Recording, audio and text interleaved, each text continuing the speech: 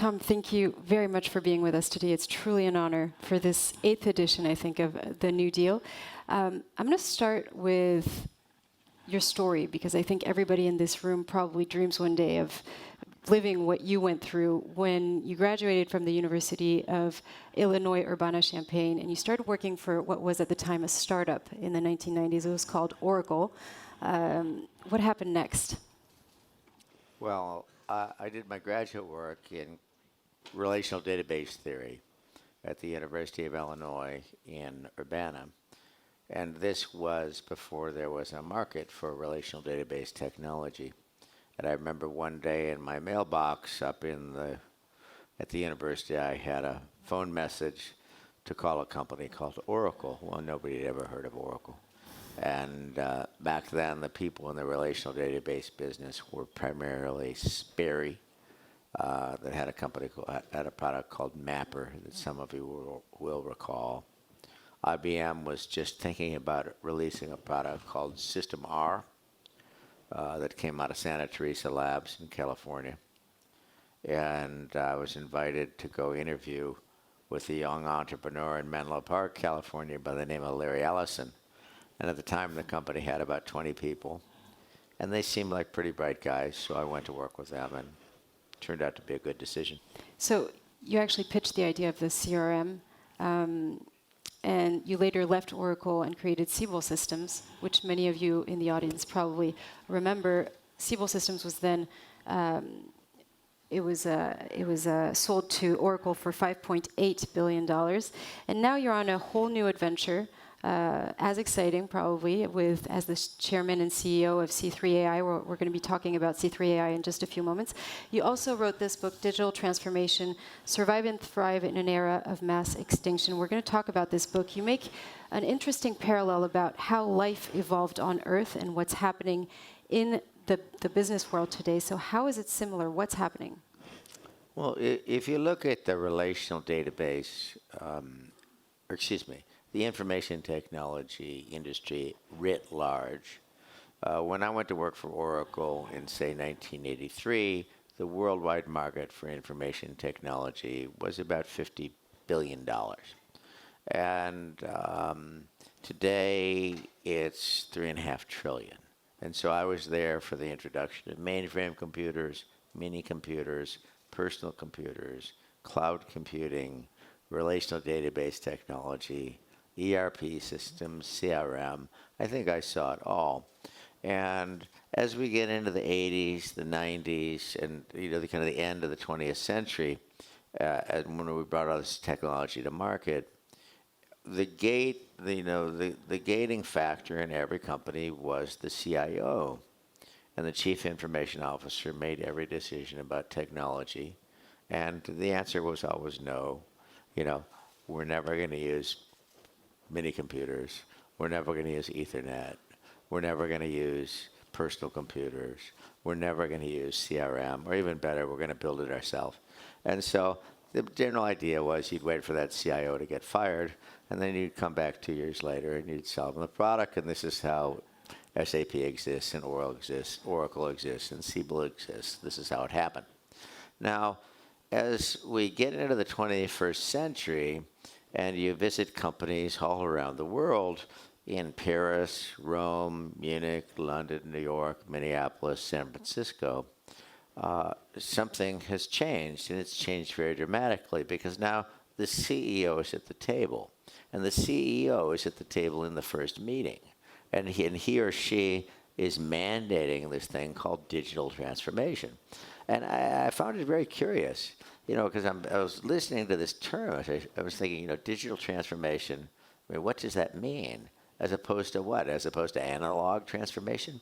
And as I talked with these people at companies like, Enel and Schneider, and Siemens and ThyssenKrupp and Royal Dutch Shell and others, it became apparent that there was no common idea of what it meant. They knew it was important. They knew it was something to do. And in fact, the CEO was mandating it. Where did the CEO come from? Okay, and so I spent some years talking to people, trying to understand why this is so important. And I think I now get it. Okay, so most of us, we're all familiar with Moore's law, and we think that Moore's law is a continuous function. And we all know about Moore's law, so I don't need to get into the details of that here. But it's been driving innovation in information technology since, say, 1970. And so roughly 50 years.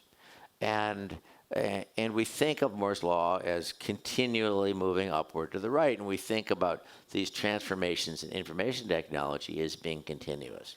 Now, many of you have read this book, *Sapiens*, about the evolution of our species. Pretty good book. And that book got me thinking about evolutionary biology. And many of you will have read On the Origin of Species by Charles Darwin, where he talks about the speciation of the planet. And he identified, as you'll recall, natural selection as the driving force behind evolution and the speciation of the planet. And the rough numbers on this are that, the planet was formed 4.5 billion years ago.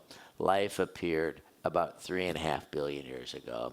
And Charles Darwin saw this process of natural selection as largely a continuous gradual function that took place over many millennia. But the problem was he couldn't describe the discontinuities in the fossil record. And there are many discontinuities in the fossil record. And the way he explained it, well, he said, we just haven't found those fossils yet. And it wasn't until 1972 that an evolutionary biologist from Harvard by the name of Stephen Jay Gould conceived of this idea called punctuated equilibrium. So again, the Earth has been around for 4.5 billion years. Life has been around for 3.5 billion years. In the last 440 million years alone, okay, we've had 5 mass extinction events on the planet Earth associated with glaciation, tectonic plates, climate change, what have you. And during these mass extinction events, as many as 96% of the species on Earth would become extinct. Well, the most recent event with which we're all familiar is this KT extinction that happened 65 million years ago when this meteor hit in the Yucatan. We had all the volcanoes erupted. We had mass climate change. And until that time, say for 150 million years, the dinosaurs had been a very successful species on the planet. Well, something order of 75% of the species on Earth were eliminated in that event. And then we had a mass respeciation with organisms with new DNA that would fill the vacuum, the void that was left by the dinosaurs. And in this case, it worked out well for us because that vacuum was filled by human beings. And then from that came Homo sapiens. So it worked out pretty well for us so far. But he described these evolutionary process not as a continuous event, but as highly discontinuous. Long periods of stasis followed by massive periods of disruption and respeciation, stasis, disruption, stasis, disruption. And so I argue in this book that if we look at what's going on in the world of commerce today, globally, we're living through a mass extinction event. Okay? In fact, 52% of the Fortune 500 companies have disappeared from the planet Earth or disappeared from the Fortune 500 list in the last 18 years alone. Where's Westinghouse? Where's Kodak? Where's Toys R Us? Where's Sears Roebuck? These companies are gone. And we read in Les Echos, or we read in The Economist, or the Financial Times about these new companies with new DNA that are emerging every day and filling these vacuums in the ecosystem. How about retailing? Well, in retailing, in the United States alone, 8,000 retail outlets closed their doors last year. And, they're suffering the consequences of, Amazon, basically. And what is Amazon when we think about it? Amazon is about elastic cloud computing, big data, IoT, and AI focused at retailing. Or let's look at the automotive industry. We have Tesla. Now, I don't know whether Tesla will be successful or not in the long run as an automotive company, but they are most certainly disrupting the automotive business. And this is about what is Tesla? Big data, AI, IoT on wheels. Or Uber. No cars, no drivers, and they're completely upending the transportation business.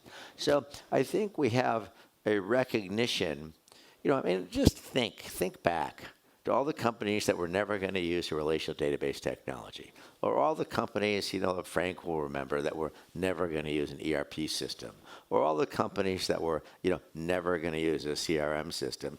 And now in, 2019, how could it be possible to run your company, without an ERP system? It's impossible. How could it be impossible to run your company without a CRM system? It's impossible, okay? And so now we have visionary CEOs, like I would say Isabel Kosher at NG would most certainly be one of them, who are recognizing that, hey, there's a fundamental change going on in this digital economy in the 21st century. And it lies, this digital transformation, I argue, lies at the confluence of 4 technology vectors that are going to dominate what's going on in the 21st century. And these technology vectors include elastic cloud computing, big data, the Internet of Things, and AI. And this fundamentally changes everything. It not only it changes the way that we design products and services, the way that we deliver products and services, the way we serve our customers, the way we manage our companies, the way we compensate people. It's not just technology, it changes everything. And there are CEOs like Francesco Starace at NL, the CEO of Royal Dutch Shell, the Secretary of the United States Air Force, who are recognizing that they need to adopt these technologies to compete effectively in the 21st century economy. And that's what I think is going on with digital transformation. And that's the parallel that I found between what's happening in technology and what happened in evolutionary biology. So the success of a company lies in how much those companies are going to be open to those different technologies that we have, those 4 technologies that you just cited. Companies that miss this technology shift will be in the same place that companies that decided not to use computers or not to use ERP systems. They will be gone. So let's just go back on the role of the CEO. You talk about it extensively in your book, and it just made me think you don't talk a lot about management on the other hand. So my question is, has management become irrelevant, or is it that in an era of rapid technological change, we need a decision-making process that's fast, hence a top-bottom structure? Why is it so important? I think it's about speed, and the projects that we're seeing that are being successful at companies like Saudi Aramco, Royal Dutch Shell, 3M, Caterpillar. These are all, CEO-driven initiatives. Now, the CEO is bringing the management team very much along with him or her. And generally, we see a person in the role of a chief digital officer who is mandated to get this job done. And instead of, whereas the CIO perhaps used to brief the CEO once a quarter about what was going on, if anything, in the information technology department, this chief digital officer, is linked, arm in arm with the CEO, briefing him or her every day and driving this transformation through the company. They're bringing the entire management team with them. They're re-educating the management team.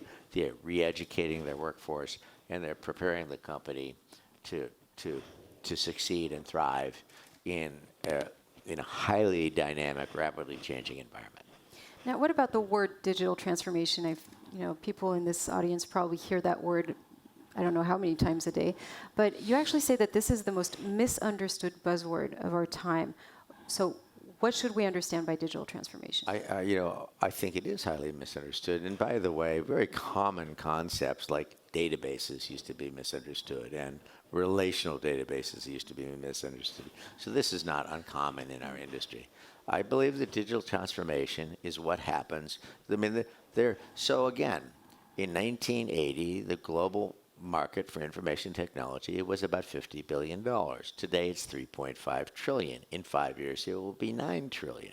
Okay, this is a big business, people. Okay, and the next generation, this spurt of growth that we're seeing is all about the application of AI to solve very real business problems, to allow us to produce products safer, at lower cost, and deliver them hands into more satisfied customers with lower environmental impact. Hard stop.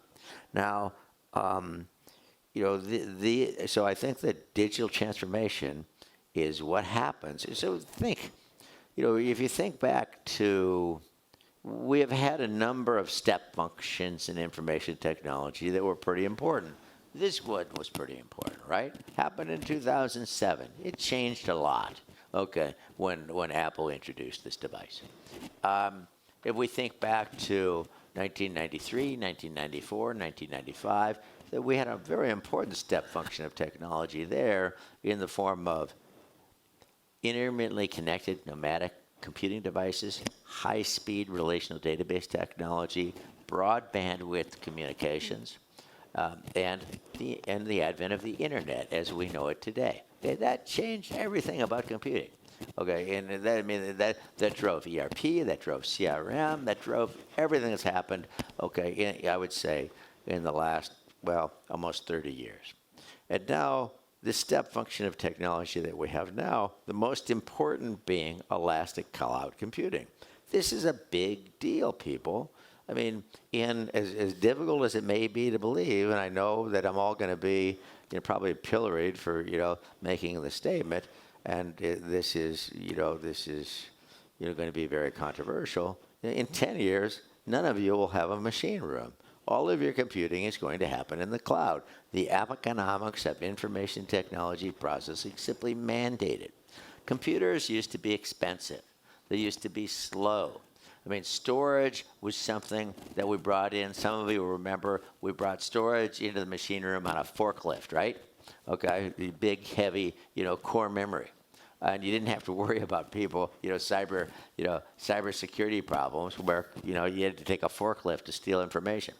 Well, we used to write programs, okay, for 8-bit processors, that were single-threaded processors that would, run at 300 hertz cycles. Today, with the elastic cloud, we can spool up tens of thousands of virtual machines, each are doing 64-bit floating point operations at 3 gigahertz cycles, and it costs virtually nothing. Okay, storage costs virtually nothing. That is a big change. And by the time we have Satya and Andy Jassy, slitting each other's throats, the price will be zero. So, it changes everything. When you have infinite computing capacity, infinite storage capacity, it enables this phenomenon of big data. We have this other vector that's hugely important associated with the Internet of Things. This is the censoring of value chains so that all the devices in your value chains become remotely machine addressable, and these sensors generate massive amounts of data. And we can aggregate those data with these new technologies that are available. We can easily aggregate these very, very large, high-velocity data sets into a unified federated image, apply machine learning to these data, and solve classes of problems that were previously unsolvable.